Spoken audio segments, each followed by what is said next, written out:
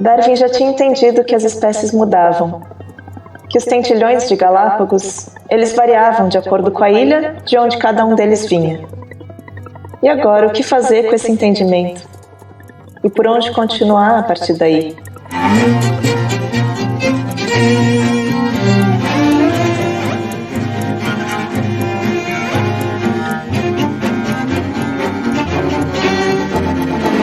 Você está ouvindo a segunda metade do episódio Cambachirras, Bicudos, Papafigos e Tentilhões. Este é o 20.000 Léguas, podcast de ciências e livros. Eu sou a Sofia Nestrovski. E eu sou a Leda Cartoon. Esse é um podcast feito pela 451, a revista dos livros, em parceria com a Megafauna, Livros no Centro, e conta com o apoio do Instituto Serra Pilheira. Esse é um podcast que lê a ciência através dos livros. Nessa temporada, você está ouvindo sobre o Charles Darwin e sobre esse longo processo de concepção do livro A Origem das Espécies. Nesse momento que a gente está agora, o Darwin, como você já ouviu na primeira parte desse episódio, ele estava deixando de ser um fixista, quer dizer, ele estava deixando aos poucos de acreditar que as espécies são imutáveis. Ele estava começando a entender que as espécies mudam. Por causa daquelas variações que ele observou nos tentilhões de Galápagos, todo o entendimento que ele tinha sobre as espécies mudou. Então agora, nessa segunda metade do episódio, você vai ouvir sobre como os pensamentos do Darwin, a partir desse grande ponto de virada, dessa grande mudança, como os pensamentos dele passaram a se dirigir para as espécies dentro do tempo. Ele começou a pensar sobre o momento particular daquela espécie em questão. E começou a pensar também sobre o lugar, sobre o ponto particular do mundo em que aquela espécie se encontra. Tempo e lugar importam. A gente não está mais falando aqui de uma espécie essencial, de uma espécie ideal que flutua num tempo ideal, num lugar ideal. Isso não existe mais no pensamento do Darwin. Aliás, se você for parar para pensar, não existe uma espécie na natureza, ninguém nunca pegou numa espécie com a mão. A ideia de espécie é uma abstração. O que existe mesmo são os indivíduos. Existe uma borboleta, um camelo, um rinoceronte, um tentilhão numa ilha específica de Galápagos e não em outra ilha. Aquele tentilhão tem um formato de bico maior e não um formato de bico mais fino, etc, etc. É a partir da observação dos tentilhões que tem particularidades. Cada tentilhão de cada ilha é diferente dos tentilhões de outra ilha. A partir dessas variações, dessas particularidades, o Darwin pôde ir entendendo aos poucos que não bastava descrever uma espécie no abstrato. Seria preciso agora olhar para as tramas, olhar para as narrativas que vão se formando a partir dos detalhes, a partir das exceções e das particularidades. E o Darwin pensava e pensava e pensava. E ele não pensava só com a cabeça ou com os olhos, mas ele pensava também com as mãos. Na viagem, o Darwin escrevia diários de observação. Depois, quando ele tinha voltado para a Inglaterra e nos anos seguintes a isso, ele começou a trabalhar enchendo de anotações um monte de caderninhos, um monte de cadernos que ele carregava com ele para todo lado. E tudo ia virando matéria de anotação. Tudo mesmo, aulas, observações e reflexões e hipóteses e leituras. E, à medida que o Darwin ia escrevendo, ele ia descobrindo como era a melhor maneira para escrever, para ir desdobrando as ideias que ele tinha. Era melhor não ficar pensando demais nas frases antes de começar a escrever. Era muito mais eficiente ir rabiscando as palavras, rabiscando várias páginas, muito rápido, com toda a velocidade de que ele era capaz e até abreviando metade das palavras. E aí depois ele voltava e ia corrigindo tudo com mais cuidado. As frases escritas dessa forma sempre são melhores do que aquelas que são escritas com mais devagar já na primeira vez. Foi isso que ele escreveu muito tempo depois na autobiografia dele. Aliás, se você for procurar os facsímiles dos cadernos do Darwin, e é muito fácil de encontrar isso na internet, você vai poder ver como é que é a caligrafia dele. É uma escrita bem leve, ele não faz muita pressão no papel enquanto ele escreve e bem rápida, e ela é especialmente difícil de entender. Tanto que tem até hoje um monte de estudiosos com dificuldade para ler algumas das cartas do Darwin. Quando ele escrevia para o Viktor Kovalevsky, que é o tradutor dele para o russo, fica muito claro que ele faz muito esforço para melhorar a própria caligrafia para que ele pudesse ser entendido. É uma escrita que normalmente é bem arejada, quer dizer, ela deixa bastante espaço entre as palavras e também bastante espaço entre cada uma das linhas. E eu gosto de olhar para essa letra toda espaçada, porque a impressão é que é como se ele estivesse sempre abrindo espaço enquanto ele está pensando. O Darwin chegou a escrever 3 cadernos ao mesmo tempo, isso sem contar o diário dele, que corria paralelamente, e mais tarde ia servir para ele escrever a autobiografia dele. O Darwin escrevia, depois ele voltava para o que ele já tinha escrito para escrever por cima, isso de novo e de novo. E ele ia fazendo isso cada vez com a tinta de uma cor diferente. E assim ele foi compondo muitas camadas de escrita e de reescrita. Esses cadernos, que têm simplesmente o nome de letras do alfabeto, eles são conhecidos como cadernos da transmutação. E transmutação era o termo contemporâneo para o que a gente hoje chama de evolução. O Darwin registrava as coisas quase que compulsivamente lá. Cada ideia que passava pela cabeça dele, cada livro que ele lia e também cada livro que ele queria ler estava lá. Tanto que, até hoje, tem um monte de como se fosse escavadores do texto do Darwin. Escavadores que vasculham as camadas das anotações, assim como alguém vasculha camadas geológicas. E que querem entender a origem de uma ideia, assim como o próprio Darwin queria entender a origem das espécies. E com esses cadernos dá para traçar os caminhos que levaram o Darwin, muito devagar, num amadurecimento contínuo, a elaborar a teoria dele da seleção natural. E é olhando essas notas todas, assim como as tantas trocas de cartas que o Darwin fez com tanta gente diferente, é olhando tudo isso que a gente consegue perceber que as descobertas do Darwin acontecem por um trabalho ininterrupto. Não vai chegar uma iluminação súbita de uma hora para outra. Não vai ter uma conversão repentina de um pensamento que era obsoleto para um pensamento novo. Não. É um processo. É um processo bem longo e bem difícil, que só aos poucos vai criar muito naturalmente uma transformação das perspectivas antigas. Ao longo do tempo, uma das coisas mais preciosas do Darwin é que ele é um grande objeto de história da ciência, porque ele escreveu muito, não só publicações, a gente tem um número enorme de publicações do Darwin, mas ele deixou muitos registros não publicados, mas que hoje estão disponíveis online, né? Então você tem sites com as correspondências do Darwin, você tem sites com os manuscritos do Darwin. Essa voz que você ouviu agora é a voz da Maria Isabel Landim. A Maria Isabel Landim é bióloga e especialista em peixes, e ela é professora e curadora do Museu de Zoologia da USP. E ela é uma das grandes divulgadoras do pensamento do Darwin aqui no Brasil hoje.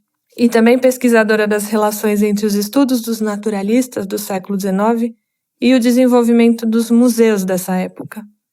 A gente foi para o Museu de Zoologia da USP, que fica em São Paulo, no Ipiranga, conversar com ela sobre o Darwin e sobre a evolução. Aliás, o Museu de Zoologia é um museu que está aberto ao público e que, se você tiver oportunidade, vale muito a pena conhecer. Ele tem uma coleção que data de meados do século XIX e é a maior coleção entomológica de animais brasileiros do mundo. Você pode saber um pouco mais sobre esse museu na nossa newsletter. E você pode assinar a nossa newsletter no site da revista 451. E esses manuscritos nos ajudam a compreender esse processo de formação das ideias dele, que é uma das coisas mais interessantes. Então você vai ver o Darwin da década de 30, o Darwin da década de 50, do século XIX, como são pensamentos, formas de ver diferentes. Então, no primeiro caderno chamado de B, que o Darwin começou a escrever em 1837, no cabeçalho da primeira página está escrita a palavra zoonomia. Quando Darwin ainda estava em Cambridge, anos mais cedo, ele tinha lido o livro do seu avô Erasmus Darwin. O livro dele tem esse mesmo título, Zoonomia, e foi um livro que chegou a ser proibido pelo Papa. Por quê? Porque, bom, o Erasmus Darwin gostava da evolução das espécies e gostava de sexo, que eram duas coisas que não iam muito ao gosto eclesiástico daquele momento. Mas o Charles Darwin, mesmo assim, quando leu esse livro proibido, esse livro polêmico, ele não foi muito marcado pela leitura. Na época, quando Darwin estudava em Cambridge, ele ainda acreditava que as espécies eram fixas. E o Zoonomia já falava sobre uma espécie de evolução das espécies. Mas agora, em 1837, o Darwin era outra pessoa. Ele voltou com outros olhos para as coisas que seu próprio antepassado já tinha pensado. O Darwin roubou o título do livro do avô, Zoonomia, para começar então a amadurecer o que viria a ser, 20 anos mais tarde, o seu próprio livro, A Origem das Espécies. E ele começou fazendo perguntas muito parecidas com as do seu avô. Às vezes até as mesmas perguntas. Por que mesmo os homens têm mamilos? Ou por que a vida é tão curta? Por que os gêmeos são parecidos? À medida que o Darwin ia enchendo mais e mais cadernos, ele ia seguindo com essas perguntas, indo mais longe. As ostras têm livre-arbítrio? As plantas possuem alguma ideia de causa e efeito? Será que as vespas raciocinam? Ele chegou a dizer, é claro que os seres humanos vão medir todo mundo pelo atributo que para ele é mais precioso, que são as faculdades intelectuais. Mas e se o juiz fosse a abelha? Se fosse dado à abelha julgar, ela ia achar que faculdade intelectual desse primata é útil para fazer aquelas colmeias com os pavos perfeitos, hexagonais, com uma perfeição que a gente seria incapaz de reproduzir? Danças e não sei o que para comunicação e tudo mais. Claro que não. Então ele já via isso, um viés, né, antropocêntrico, assim. Se nós somos os juízes, nós vamos julgar que as nossas faculdades são as melhores. Quanto mais o Darwin pensava, quanto mais ele anotava e lia e lembrava da diversidade do que ele tinha visto durante a viagem do Beagle, mais ele ia discordando do avô dele. Porque o avô dele achava que a evolução tinha a ver com o progresso, que a evolução seria um movimento linear de aprimoramento e que o homem seria, naturalmente, o topo dessa hierarquia. O Darwin foi percebendo que a natureza não tinha uma vontade, uma direção clara, que ela era regida pelo acaso, que a natureza é regida pelas circunstâncias, pelo que vai acontecendo no ambiente. Em pouco tempo, Darwin percebeu que, se ele queria entender a origem das espécies, ele mesmo precisava sair do centro. Porque o ser humano não podia mais ser a medida de todas as coisas. Seria preciso organizar as espécies não como uma linha progressiva, em que uma coisa supera a outra, e a outra, e a outra, e assim por diante. Seria preciso organizar as espécies como numa grande árvore, com suas muitas ramificações. Na verdade, ele pensa numa árvore, mas pouco depois se corrige. A árvore da vida deveria talvez ser chamada de coral da vida, porque a base dos galhos está morta. Então, diferente de uma árvore, onde a gente consegue ver todos os galhos que originam outros galhos e assim por diante, e todos eles se mantêm simultaneamente vivos, no caso das espécies, só as ramificações da ponta continuariam vivas, enquanto todo o resto, todas as bases, se tornariam o passado. Numa página-chave do caderno, que ficou bem conhecida, o Darwin faz um desenho que mostra como que funcionaria essa árvore ou esse coral da vida. Então, de um ancestral em comum, cresceriam novos ramos e daí novas espécies. Imagina uma árvore na sua frente. O que você vê? Alguns ramos são mais cheios do que outros, com mais galhos. Outros podem ser mais finos. Alguns até parecem começar a crescer e logo se interrompem. Então foi com um desenho simples, dessa árvore bem esquemática, um desenho que não tem muita inspiração como desenho, mas é dali que o Darwin torna explícita e torna clara a inspiração para a sua teoria.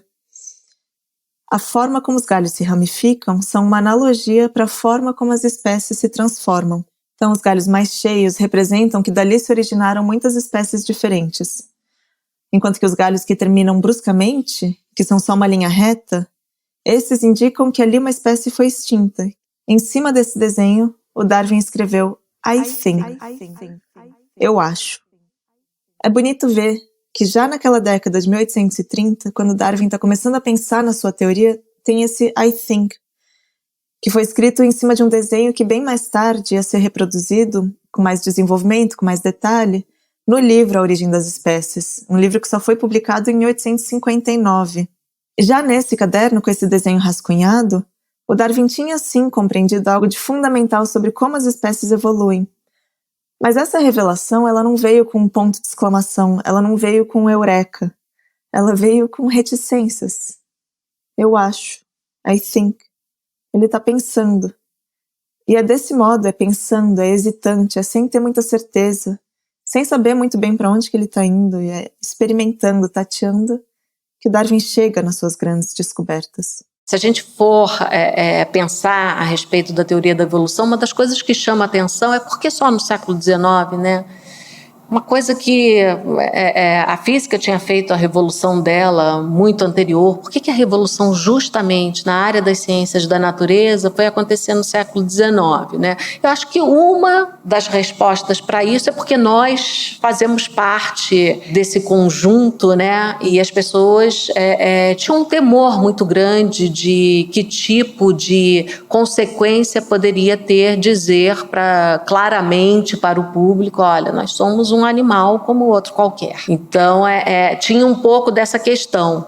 Mas tinha um lado também muito interessante, porque a grande aventura do conhecimento da história natural, que ela dependeu muito desse acúmulo de exemplares nessas coleções que começaram no Renascimento, né? Até a Idade Média não existia sequer meios de preservação de espécimes e não tinham interesse em preservar esses espécimes para que estudos comparativos fossem realizados. Se a gente for pensar na história natural do Aristóteles, eu gosto muito de uma historiadora, a Paula Findlin, que ela fala que a história natural antes do Renascimento, ela era quase um estilo literário, porque ela existia como literatura e não como uma área de investigação. E a gente fala que a ausência de coleções deixadas pelo Aristóteles talvez tenha interrompido essa tradição de produção do conhecimento, porque as pessoas não podiam questionar o que ele tinha dito, porque não tinham os espécimes para comparar e dizer, olha, isso faz sentido, isso não faz sentido. Isso começa fortemente no Renascimento, tá?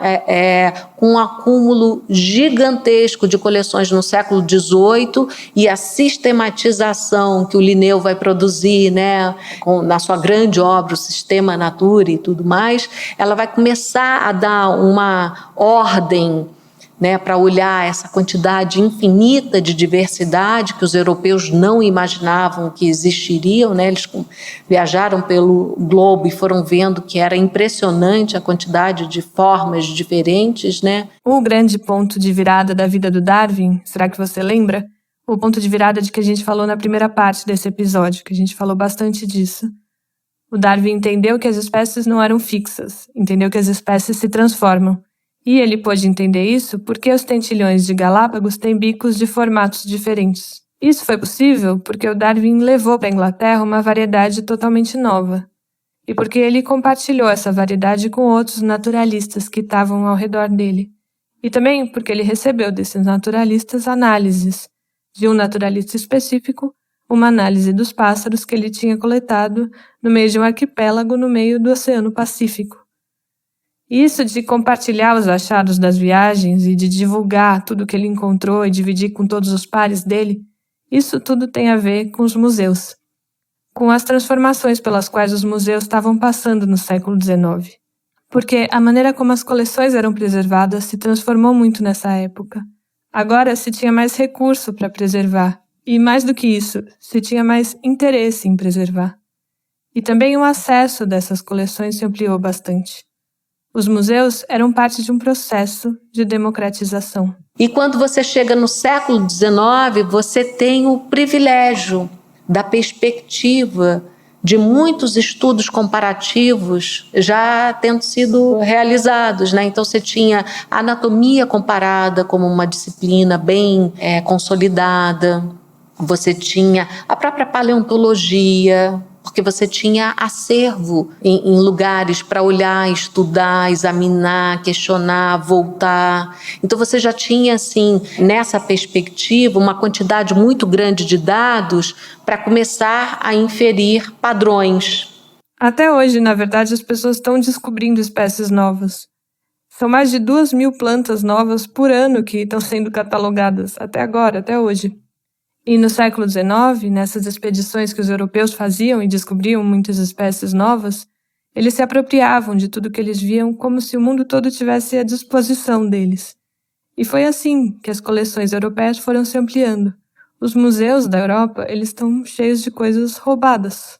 E o Darwin ainda teve o privilégio de fazer uma viagem de circunnavegação, que ele pôde inserir também o contexto geográfico para essa diversidade, onde ele pode comparar a fauna de um lugar, de outro lugar e perguntar, nossa, por que diferentes animais em diferentes locais? Por que diferentes formas em diferentes tempos? Né? Por que existe essa substituição de formas no tempo e no espaço? Né? Então, foram perguntas legítimas que ele começou a fazer, só que ele tinha como responder.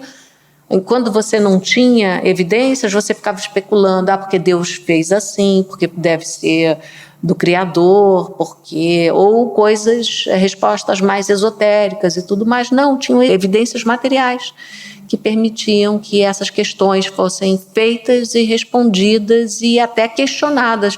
Não concordo com você, vou lá, examino material e posso formar minha própria opinião. Então, eu acho que o século XIX, nesse sentido, e graças aos museus, de certa forma, né, ele foi privilegiado para a gente, de fato, pavimentar esse caminho que era necessário para as ciências da natureza se transformarem. Foi com os museus, então, que os naturalistas europeus puderam ver essas variedades de espécies e puderam comparar essas espécies entre elas.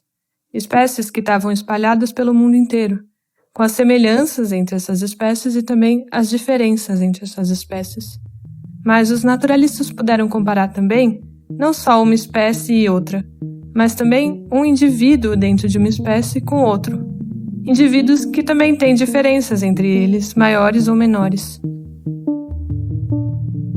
Às vezes é muito difícil determinar onde é que começa uma espécie e onde é que termina outra. Isso nem sempre é tão claro como quando a gente olha para, por exemplo, um rinoceronte e para um pernilongo. Tudo bem, aí fica fácil. Mas o próprio Darwin, ele se confundiu quando ele olhou para os tentilhões em Galápagos. Ele achou que eles eram espécies diferentes, e não que eram variações dentro de um mesmo subgrupo. E, quando Darwin escreveu A Origem das Espécies, ele mostrou que essa confusão é bem comum, que isso não é uma coisa estranha de acontecer. Por exemplo, em casos da botânica. Tem muitos botânicos no mundo que elaboraram várias listas da fauna e da flora da Grã-Bretanha, ou da França, ou dos Estados Unidos. E você vai encontrar muitas flores ou muitas plantas que um determinado botânico entendeu que eram de espécies diferentes. Mas tem um outro botânico, em um outro lugar, que olhou para essas mesmas flores e essas mesmas plantas e entendeu que elas não eram de espécies diferentes, e sim que elas eram variedades de uma mesma espécie. Como é que a gente vai saber se são espécies ou se são variações? Isso pode parecer um tanto arbitrário, principalmente quando as diferenças não são marcadas. Pode ser que o Linneu tenha dedicado a vida inteira dele para criar um sistema para poder classificar todas as espécies que eram conhecidas. Mas isso é uma abstração. Na natureza não existem etiquetas. Mas até aquele momento, o que mais se acreditava era que cada uma das espécies tinha uma essência própria, um tipo, entre aspas, que servisse de modelo para representar todos os indivíduos daquela espécie. Como se tinha poucos exemplares nas coleções antigas, as espécies eram propostas, descritas a partir de exemplares quase que únicos. Então você pegava um único exemplar, chamava ele de tipo, e a visão era que esse exemplar ele deveria ter a essência da espécie, né? Então ele corresponderia à imagem platônica do que seria essa espécie. Então você associaria o nome a esse exemplar e bastava isso, né? Descrevia, não precisava mais nada. O Darwin, ele vai dizer que não é bem assim, que na verdade não existe um tipo para uma determinada espécie. Existe uma variabilidade imensa dentro das populações. Se a gente se entreolhar aqui agora, a gente vai ver que isso, no mesmo país, numa mesma cidade, a gente tem uma variação imensa, só que de fenótipo é muito grande.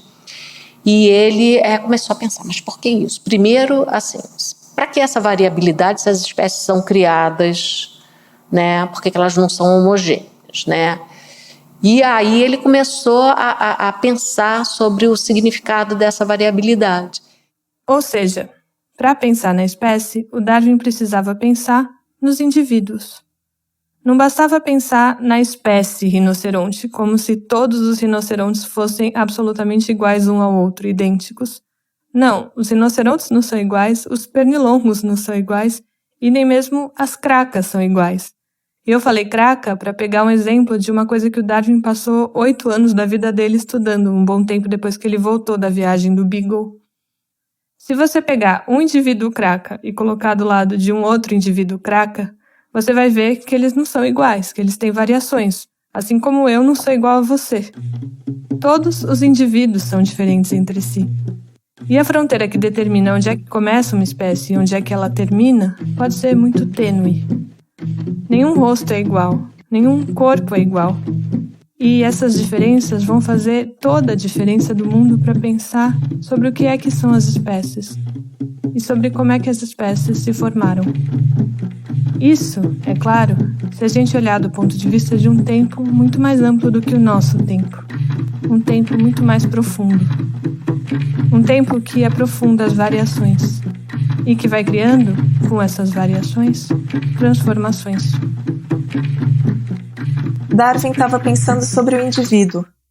Até então, como a gente foi explicando nos últimos episódios, o pensamento biológico observava as formas da natureza e se preocupava em criar parâmetros para descrever essas formas. Na maioria das vezes, o que se deduzia era que cada característica de um ser vivo existia para atender a certas funções, para atender a certas finalidades. Esse era o princípio do funcionalismo. Era pensar que, por exemplo, um camelo consegue viver 8 dias sem água para que ele esteja perfeitamente adaptado ao deserto, o que é uma coisa que parece fazer sentido. Só que não faz nenhum sentido quando vem o Darwin com a revolução que ele fez do pensamento biológico. Porque o Darwin vai dizer que não existem 2 camelos iguais no mundo. E ele só pôde dizer isso porque, nesse século XIX, com essas expedições aos habitats onde os animais de fato vivem, por exemplo, os camelos, mas também a gente pode pensar em toda a diversidade de fauna e flora que o Darwin conheceu quando ele veio para o Brasil, quando ele visitou as Ilhas Galápagos. Mas é com essas expedições e com os acervos dos museus que tinham vários exemplares de camelos e de outros animais, e não só um camelo tipo, um camelo essencial que responderia pelo todo da espécie. Com essas expedições, com esses museus, com tudo isso, começou a ser possível olhar para o indivíduo. Começou a ser possível olhar para as particularidades do indivíduo com atenção. O que o Darwin vai dizer é: cada indivíduo é diferente, cada camelo é singular. Então pensa nisso, cada camelo é único, cada camelo é singular. É espantoso. Na luta pela sobrevivência, o camelo que, por causa das suas características particulares, tem a capacidade de armazenar mais água do que aquele outro camelo vizinho dele, aquele outro camelo do lado dele, esse camelo que tem essa capacidade de armazenar água vai levar uma vantagem sobre o outro que não tem. O primeiro camelo vai sobreviver, o outro não. O primeiro camelo vai se reproduzir e vai passar essa característica adiante. No fim das contas, pela sucessão de gerações, os camelos vão acabar ficando com uma capacidade muito maior de armazenar água. Então, o que é isso que está acontecendo? O Darwin está tirando de vista a finalidade das coisas, a finalidade da natureza.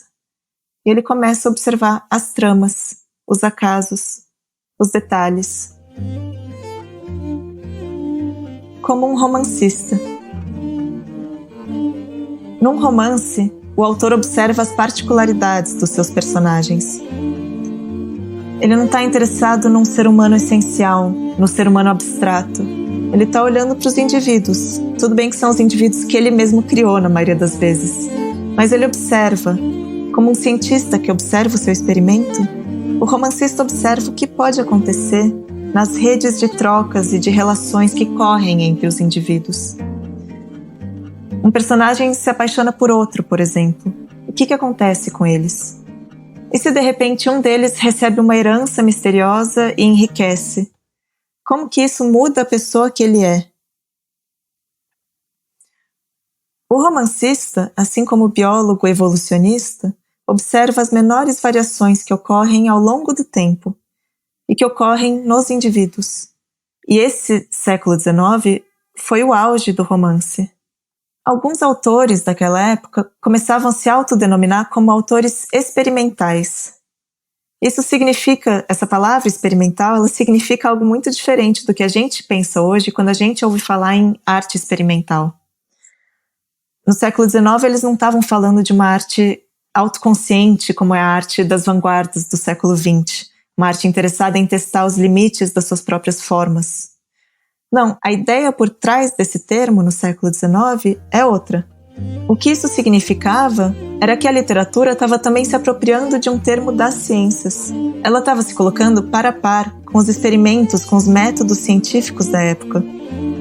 Uma literatura experimental, para os vitorianos, era um método de controle dos experimentos que a escrita possibilita. Era como se cada livro fosse um laboratório de estudos que são sobre um repertório cumulativo de indivíduos humanos. Os livros não eram um campo só de especulação e de fantasia.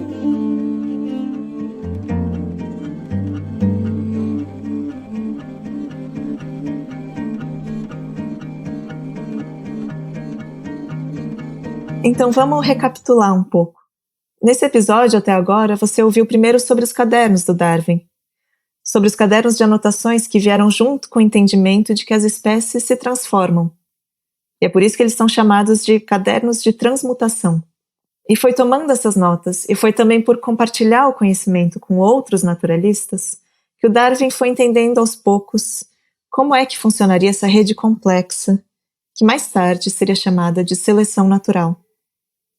Você ouviu depois um pouco sobre os museus, sobre a importância de um acúmulo de conhecimento que passava então a ser disponível por causa de um processo de democratização do acesso às instituições.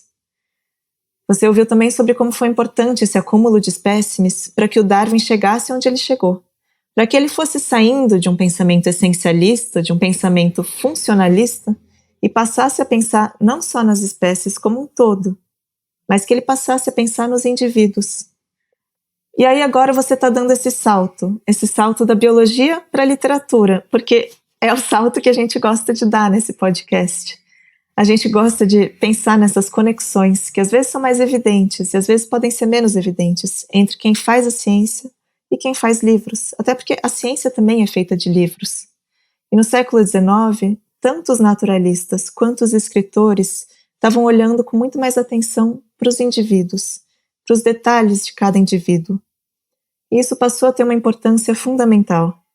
Então agora, a partir de tudo que você ouviu nesse episódio, sobre esse olhar para o indivíduo que foi mudando no século XIX, você então vai acompanhar uma virada, para que a gente fale de um indivíduo em particular.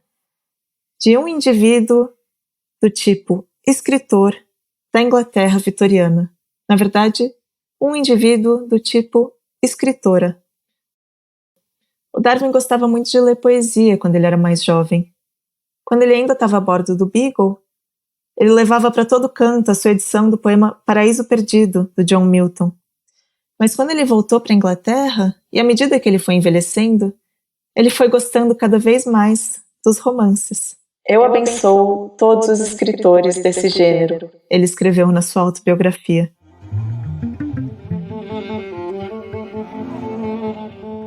A gente quer falar agora de uma autora que o Darwin lia, uma mulher. A gente quer falar dela porque é fácil olhar para a história das ideias no Ocidente e não enxergar as mulheres, até porque elas estavam muitas vezes dentro de casa, onde realmente é mais difícil de perceber a sua presença. Essa mulher de quem a gente vai falar, ela era um caso à parte. Ela se chamava Mary Ann Evans, mas ela ficou conhecida por muitos nomes diferentes. Nos círculos intelectuais que ela frequentava, ela era conhecida pelo nome de batismo, Mary Ann Evans. E ela frequentava esses círculos intelectuais porque ela era uma tradutora, uma ensaísta e uma crítica de primeira linha. E foi só aos 37 anos, quando Mary Ann Evans começou a escrever ficção, que ela se nomeou com um nome masculino, George Eliot. Os seus romances fizeram tanto sucesso que muita gente, homens e mulheres, quiseram se passar por George Eliot. Ela assumiu esse nome porque ela não queria que a sua figura polêmica ficasse associada logo de cara com aqueles novos livros, aqueles livros que ela escreveu com tanto empenho, com tanta energia. Mas ela acabou tendo que vir a público para dizer que ela era ela mesma, que ela era George Eliot e não aquela meia dúzia de aproveitadores que estavam tentando tomar o lugar dela. E ela era uma figura tão polêmica, em parte porque ela era muito crítica, ela escrevia críticas muito contundentes aos costumes vitorianos, à teologia. Ela era crítica à literatura da época, sobretudo aos livros ditos livros para mulheres, entre aspas. Ela também era crítica aos livros escritos por mulheres. E ela também era muito crítica às ciências. Mas não era só por isso que ela era polêmica, claro. Ela era uma figura polêmica porque ela era uma mulher, porque ela era neta de um carpinteiro, e ela passou a maior parte da vida adulta vivendo com um homem com quem ela não era casada. E ela só foi se casar, na verdade, depois dos 60 anos, com outro homem, 7 meses antes dela mesma morrer. Ela teve uma vida muito singular. Ela foi considerada, ainda em vida, a mulher mais importante da Inglaterra. Ou, na verdade, a segunda mulher mais importante da Inglaterra, mas isso só porque a Rainha Vitória estava viva. Mas também a Rainha Vitória lia o que a George Eliot e o que a Mary Ann Evans escrevia.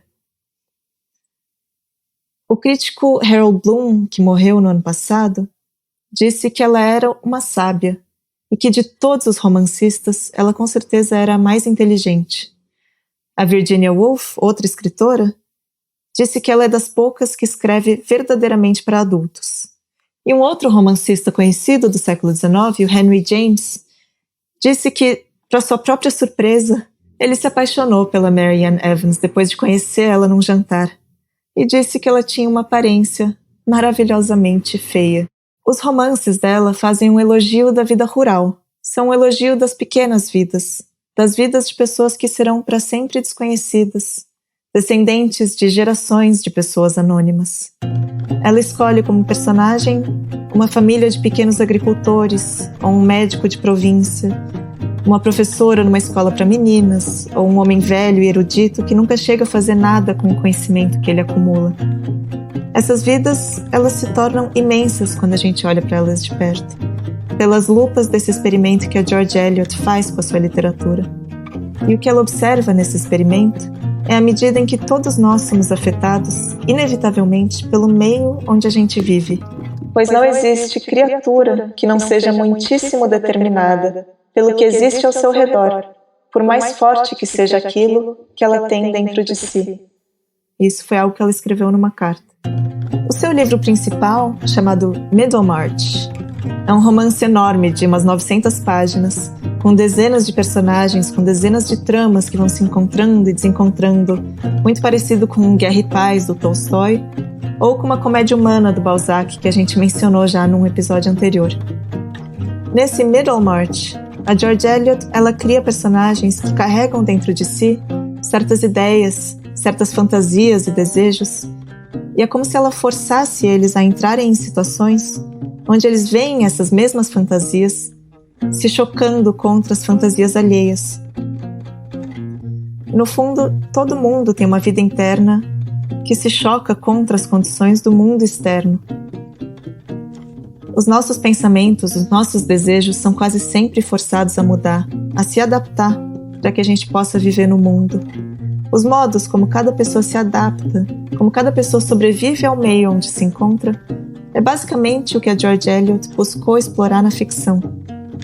E se a gente mudar um pouco os termos, foi basicamente isso também o que o Darwin explorou na natureza. Como é que cada ser vivo se adapta e sobrevive ao meio, levando adiante a sua singularidade, a sua variação. No século XIX, a literatura olha em volta. A George Eliot compilava dados minuciosos, escrupulosos sobre tudo o que acontecia na Inglaterra no período em que seu romance se passa. Ela faz anotações sobre as mudanças políticas, sobre as ferrovias que atravessavam o país naquele momento, sobre as práticas comuns dos médicos, dos leiloeiros, sobre como eram as chuvas naquele período, sobre como foram as colheitas. É um experimento que ela está fazendo. É um experimento para explorar as tramas do cotidiano, as tramas que se desenrolam com o tempo, e a partir de pessoas que se parecem muito com as pessoas que vivem ao nosso redor, se parecem muito com a gente. E ela faz esse experimento também influenciada pelo Darwin, e também influenciada pelo debate científico da época que ela acompanhava. Ela seguia de perto essas discussões das ciências, e essas discussões muitas vezes forneciam para ela um arcabouço de técnicas e de imagens que ela podia aproveitar, como essa técnica, esse método de agrupar material de análise, levantar dados que servem para construir esse experimento. Mas se a gente pensar também nas imagens que a ciência fornecia para ela, dá para a gente ver que a George Eliot pensava na evolução. Mas ela pensava na evolução das espécies não para se perguntar sobre os pássaros, sobre os macacos, as amebas, as samambaias, etc. Mas ela guardava essa imagem de evolução. A evolução de um indivíduo que se desdobra, que muda com o passar do tempo e sob as pressões do ambiente. Ela olhava para esse movimento para pensar em nós, seres humanos. Porque nenhuma pessoa nasce pronta. Foi isso que ela foi descobrindo, foi isso que a literatura do século XIX foi mostrando. Nenhuma pessoa nasce pronta e nenhuma pessoa é uma forma fixa. E segundo a George Eliot, ela, como leitora de Darwin, dizia que do ponto de vista da evolução dos animais, a situação das mulheres da espécie humana era a pior de toda a natureza. Então ela abre esse romance, o Middlemarch, dizendo que as mulheres são obrigadas a viver num mesmo ambiente, o ambiente do lar, e é por isso que as singularidades de cada indivíduo, de cada mulher, não tem espaço para brotar.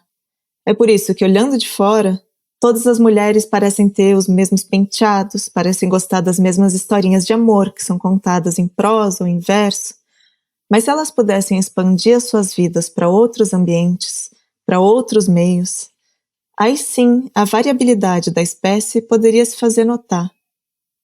E é isso que a George Eliot demonstra nesse seu experimento que é épico e que é doméstico, nessas 900 páginas dessa grande obra-prima que foi Middlemarch, um livro cujo subtítulo é Um Estudo da Vida Provinciana. A George Eliot, ela é um exemplo de uma escritora de sucesso da Inglaterra vitoriana. Ela não foi a única, mas também não existiam tantas assim além dela. Um exemplo de outra escritora é a sobrinha do Darwin, a Julia Wedgwood, que seguia logo atrás da George Eliot e que era considerada a segunda mulher mais inteligente da Inglaterra. Ela publicou ensaios muito relevantes para o mundo dos intelectuais ingleses. E, aliás, além disso, ela foi uma das primeiras pessoas a resenhar e a criticar o livro do Darwin, Origem das Espécies. E ela disse na crítica dela que o livro pode até explicar a origem das espécies, tudo bem, mas ele não explica a origem da vida. O mistério dos mistérios, para ela, continuava em aberto. As mulheres que assumiram lugares de importância nesse mundo masculino foram muito poucas e muito pontuais. Não foram suficientes para formar uma rede de troca de conhecimento, como os homens daquela época faziam. E isso faz a gente pensar de novo nas condições completamente favoráveis para que a teoria da seleção natural viesse justamente desse homem Charles Darwin. E, na verdade, para que essa teoria viesse justamente de um homem com muitos companheiros homens que se ajudavam uns aos outros, que trocavam favores, que trocavam opiniões. Em Cambridge, onde o Darwin estudou antes de viajar, eram todos homens. No Beagle, eram todos homens. E, quando Darwin voltou para a Inglaterra, foram todos homens que ele conheceu. Foram todos homens para quem ele distribuiu os espécimes que ele tinha coletado. E foram todos homens que entregaram de volta para ele análises que foram as primeiras luzes para o longo caminho da teoria dele.